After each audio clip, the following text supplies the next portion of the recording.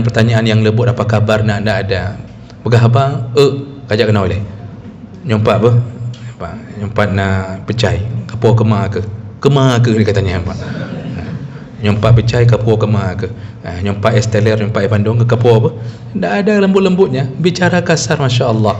Tapi Masya Allah setiap sore memberi makan anak yatim, fakir, miskin. Kira-kira anak yatim itu kalau ketemu sama mamanya bilang apa-apa? Bayarkan zakat kepada guru-guru ngaji. Lihat diri dulu, ada terhalang tidak dengan kekayaan. Makanya yang penyakit hari ini, semua zakat berkumpul di guru ngaji. Padahal guru ngaji ini termasuk orang kaya. Jadi ada penghalangnya adalah kekayaan. Maka bapak-bapak, kita yang di sini kalau termasuk merasa diri kaya, karena ada orang kaya tidak pernah merasa diri kaya, tapi kasihin mak. Ada yang model begitu tuh. Ya. Sedangkan Rasulullah mengatakan, Assalamualaikum warahmatullahi wabarakatuh. Banyak sekali pertanyaan jamaah, Ustadz kasih kami channel untuk kajian anak-anak muda. Di antara anak muda berasal dari Aceh, luar biasa. Channelnya Maulizul Akbar Nak. Tonton, subscribe, like, share, komen. Assalamualaikum warahmatullahi wabarakatuh.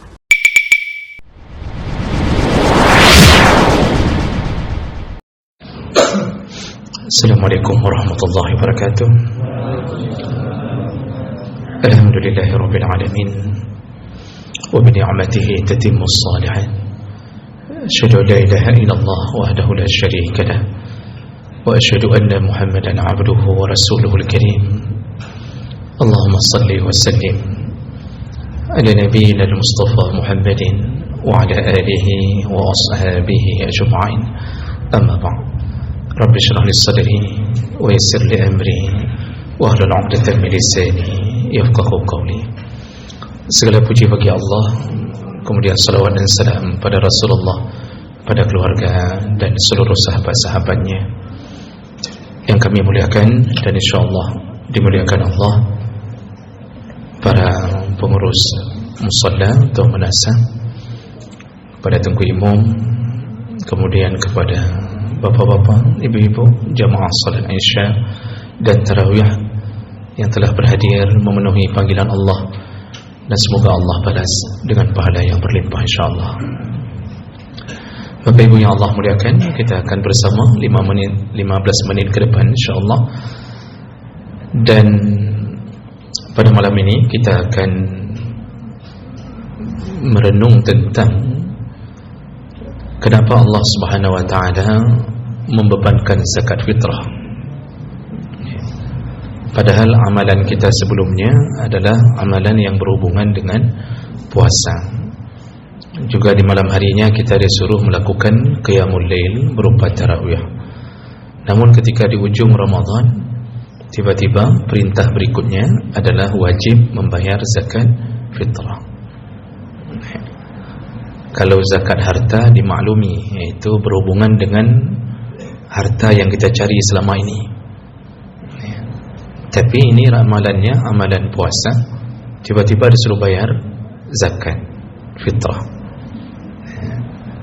Dan tentu kalau kita berfikir, merenung, tidak ada perintah Allah yang tidak punya maksud. Jadi sebenarnya Allah Subhanahu wa taala setelah membuat kita merasa bagaimana perasaan orang-orang yang tidak makan, yaitu dari kalangan fakir, miskin, anak-anak yatim yang tak punya ayah, dan mereka bahkan ketika dikirimkan ke pesantren dengan bantuan seseorang, ketika orang tua datang menjenguk anak-anaknya, mungkin anak-anak yatim ini hanya terpekur atau tertunduk lesu di pintu-pintu kamarnya, tidak ada yang memanggil namanya, tidak ada yang menjenguknya, tidak ada orang tua yang datang, dan mereka tidak punya apapun. Uang jajan pun kadang-kadang kalau diberikan oleh teman. Nah, perasaan-perasaan menjadi orang yang lapar itu dibenamkan Allah selama 1 bulan, dan kita akan mengakhirinya di 5 hari yang akan datang. Setelah itu orang akan berpesta pora dalam makanan. Bahkan di hari pertama itu semua berkeinginan memakan apapun. Makanya hari pertama hari raya itu macam makanan tersedia, ya, mulai dari lontong pakai rendang sampai lontong tanpa rendang, ya, lengkap barang, toples dalam sehari kosong. Jadi betul-betul kita disuruh makan dan minum. Lalu kita mulai melanjutkan 11 bulan berikutnya dengan memakan dan minum. Tapi pernahkah kita berfikir bahwa ada yang akan melanjutkan Ramadan walaupun bukan di luar, bukan dalam Ramadan, tapi mereka akan bergaya hidup seperti dalam Ramadan, yaitu fakir miskin. Jadi sebenarnya pendidikan Allah Subhanahu wa taala mendidik kita ini untuk merasakan apa yang dirasakan oleh orang-orang yang tak punya makanan. Oleh karena itulah, untuk menutupi keadaan itu, Allah suruh laksanakan perintah berikutnya, yaitu memberi makan.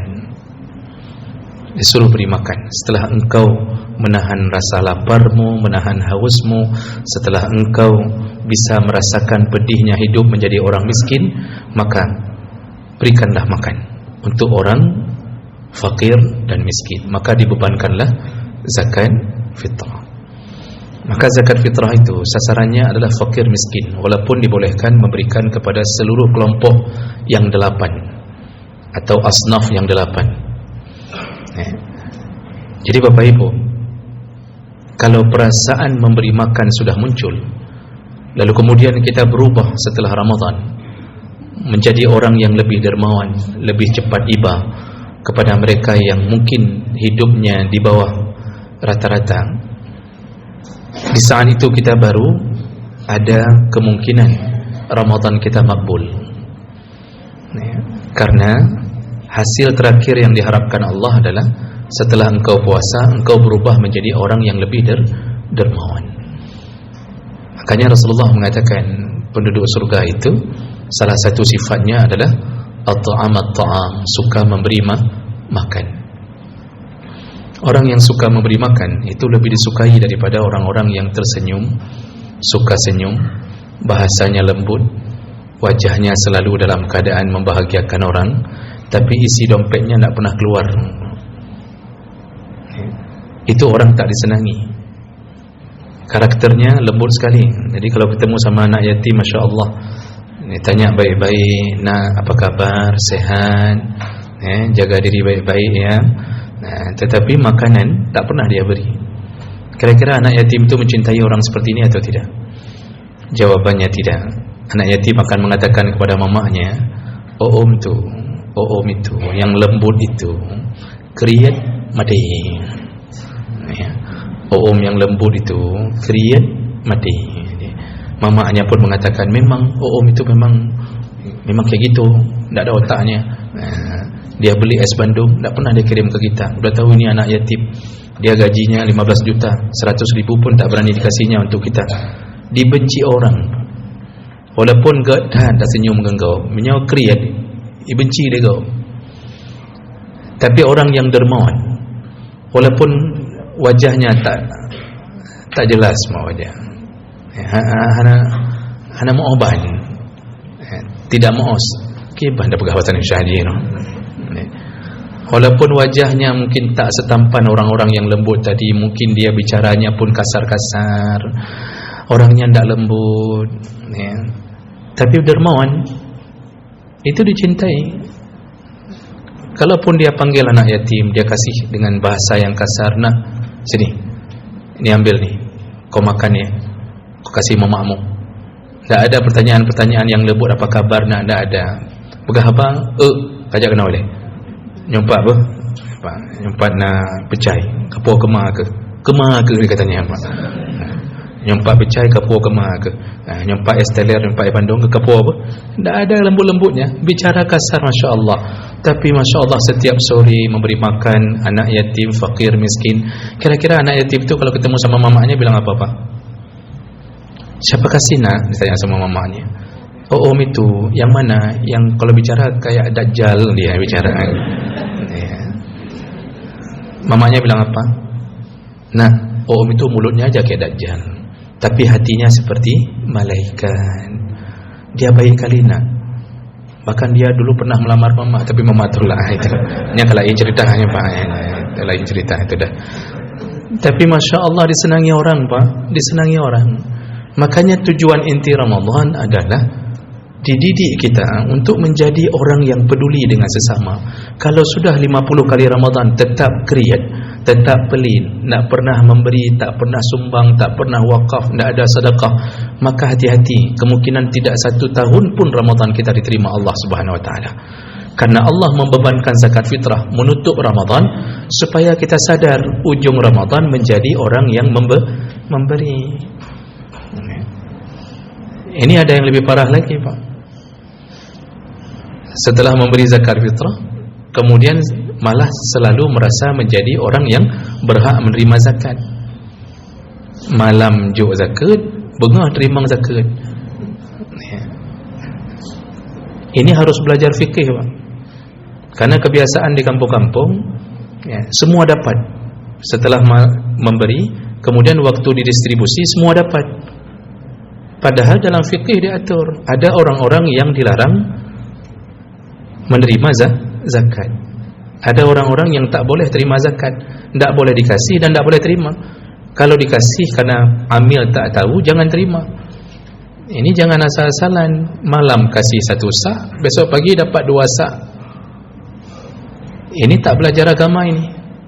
Ada yang haram terima zakat. Siapa saja Bapak Ibu? Kalau kita buka kitab fikih, yang pertama yaitu turunan Nabi sallallahu alaihi wasallam.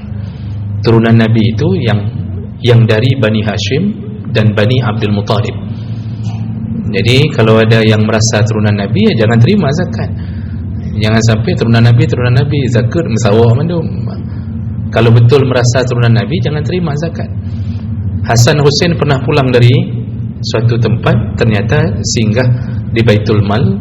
Artinya kecil-kecil mereka datang ke Baitul Mal, ternyata diberikan gandum oleh yang jaga Baitul Mal untuk dikunyah-kunyah, dimakan. Begitu ketemu Nabi nanya, apa yang kalian makan? Katanya ada yang bilang gandum, ada yang bilang kurma. Lalu kemudian dari mana? Dari Baitul Mal. Langsung Nabi mengatakan buang. Segera keluarkan dari mulutmu, buang. Keturunan Rasulullah tidak boleh menerima zakat. Kenapa begitu? Para ulama menjelaskan karena zakat adalah pembersih harta. Jadi alat pembersih itu tak boleh dikonsumsi oleh turunan Nabi, karena dianggap itu alat untuk membersihkan jiwa dan harta. Jadi istilahnya begini sederhananya, sikat.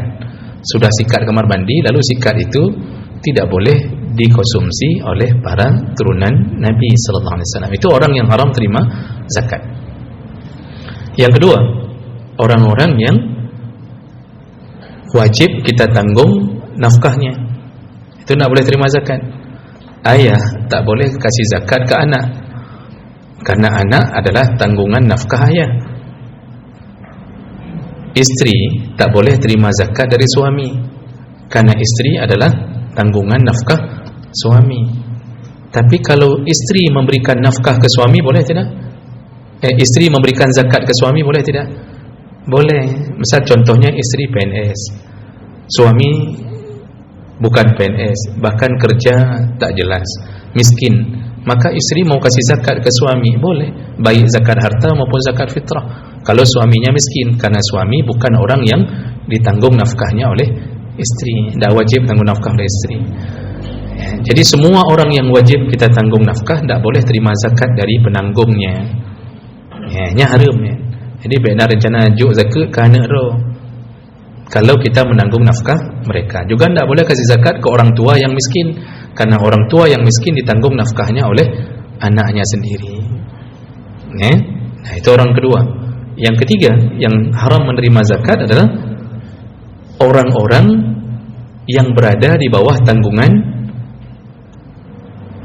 orang yang menanggung nafkah. Contoh begini Pak, sederhananya begini, itu tadi bahasa fikihnya begitu. Saya kaya, contoh, tidak ada yang bilang amin itu pun Pak. Ya, nah itu begitu seharusnya. Ini contohnya saya kaya, kan? Anak saya itu tidak boleh terima zakat fitrah, karena ditanggung oleh ayah yang kaya. Istri saya tidak boleh terima zakat fitrah, karena ditanggung oleh suami yang kaya. Jadi haji orang kau dah bagi zakat fitrahnya. Kita kasih hampir semua kakak. Padahal kakak itu kakak yang tidak layak dan tidak boleh terima. Ya.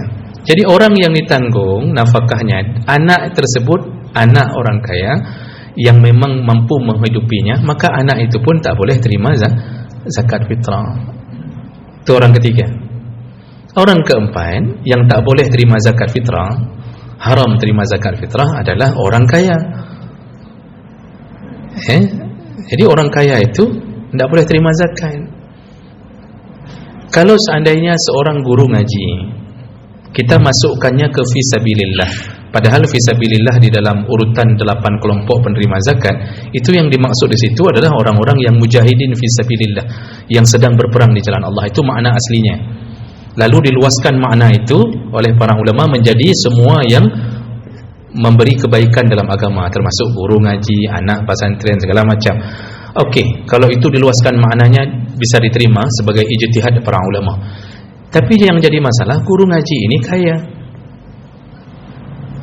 rumahnya lebih besar daripada rumah jamaahnya, mobilnya lebih besar daripada mobil jamaahnya. Maka mungkin jamaah pengajian tak ada mobil, dia sudah punya mobil nih guru ini. Ya. Garasi mobilnya lebih besar daripada rumah, bukan dari garasi rumah, lebih besar dari rumah jamaah yang ikut pengajian. Dia memang guru ngaji fisabilillah, tapi terhalang oleh kekayaan. Maka sebenarnya di guru benyo hanya terima zakat. Jadi kalau dihantarkan zakat kepada guru-guru ngaji, lihat diri dulu, ada terhalang tidak dengan kekayaan.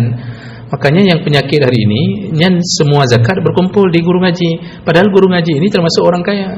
Jadi ada penghalangnya adalah kekayaan. Maka bapak-bapak, kita yang di sini kalau termasuk merasa diri kaya, karena ada orang kaya tidak pernah merasa diri kaya, tapi gaziin mah. Ada yang model begitu tuh. Ya. Sedangkan Rasulullah mengatakan al-yadul ulya khairun min al-yadis sufla. Tangan di atas lebih baik daripada tangan di bawah. Bahkan Rasulullah mengatakan terlaknatlah orang yang membuka pintu untuk mengemis-ngemis. Artinya mengemis itu terlaknat. Tidak disukai orang yang menadah-nadahkan tangan.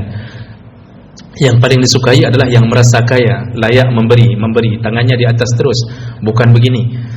Jadi jemaah makan Allah, kita yang merasa kaya, yang PNS ada gajinya, kemudian punya aset di mana-mana, di dalam ATM, bahkan bisa hidup sampai beberapa bulan yang akan datang. Sebaiknya jangan terima zakat, Pak. Begitu dihantarkan zakat, tolak, kembalikan kepada amil, suruh kasih ke orang miskin. Jadi jangan begitu dihantar zakat terima semua, padahal kita termasuk golongan yang tak boleh terima zakat. Itu mulia. Ya. Jadi jangan sampai kebalikannya, begitu tak datang ke rumah zakat fitrah malah komplain. Karyo kampung, sudah ribut kampung. Pekan, urun komplain hanya terima zakat. Padahal yang komplain urun kaya. Ini aneh. Berarti permasalahannya di mental, Pak. Padahal orang kaya tak boleh terima zakat. Ya. Nah, ini perkara ini kadang-kadang jarang terbahas, sehingga semua orang asal diantar zakat langsung terima. Padahal hanjut. Ya. Saya tiap tahun, Pak, ini kisah nyata, pengalaman pribadi. Tiap tahun diantar zakat ke rumah, karena dianggap ustaz, dianggap guru ngaji, karena kamu nak balebut di rumah. Selalu saya tolak. Anak saya selalu dapat jatah zakat, dianggap anak pesantren. Artinya karena pesantren dianggap fisabilillah. Semua saya tolak tiap tahun. Kenapa? Kami kaya, Pak. Bukti kaya apa? Remote AC ada. Kalau remote AC ada, berarti AC-nya ya belum tentu ada, cuma kebetulan ada. HP ada apa? Ya, kemudian motor, masya Allah, lengkap barang, Pak, baret lengkap. Ya. Kami bisa hidup dan merasa kaya itu baik di sisi Allah. Jadi jangan terus-terusan merasa miskin. Ya, sampai kemudian selalu merasa-rasa dia wajib terima zakat, dia wajib. Ya, jangan begitu. Maka oleh karena itu, kalau itu terjadi, yang paling tersakiti siapa, Bapak Ibu? Orang miskin. Seharusnya orang miskin itu dia bisa makan, minum di hari raya, semuanya ternyata dapat jatah sama seperti orang kaya. Untuk apa kasih zakat di malam hari kalau orang kaya bisa mendapatkan kembali di pagi hari? Seharusnya yang kita beri zakat fitrah itu untuk membahagiakan fakir miskin, bukan membahagiakan kita sendiri. Ya, anehnya orang kaya habis terima zakat lalu mengatakan beras di rumah masih banyak, kayaknya ini kita buat lontong aja lah. Beri zakat buat lontong, orang miskin makan pun tak ada. Maka mental ini buang jauh-jauh Bapak Ibu Allah. Kalau merasa kaya, jangan terima zakat, tolaklah dari awal. Dan itu akan membuat si miskin berbahagia karena lebih banyak jatah untuk mereka. Nyan penyakitnya yang guronyo muncul di merata kampung. Makanya panitia pun kadang-kadang kebingungan, enggak dikasih semua, komplain, terpaksa kasih semua satu kampung dikasih. Padahal itu hak hanya untuk 8 kelompok, terutama fakir miskin. Nah, ini yang perlu kita perhatikan dan perlu kita ingat-ingat kembali. Mudah-mudahan dengan jiwa kita yang kaya suka memberi, semoga surga terbuka bagi kita setelah Ramadan ini. Mudah-mudahan bermanfaat. Subhanakallahumma bihamdik, asyhadu an la ilaha illa anta, astaghfiruka wa atubu ilaik. Wassalamualaikum warahmatullahi wabarakatuh.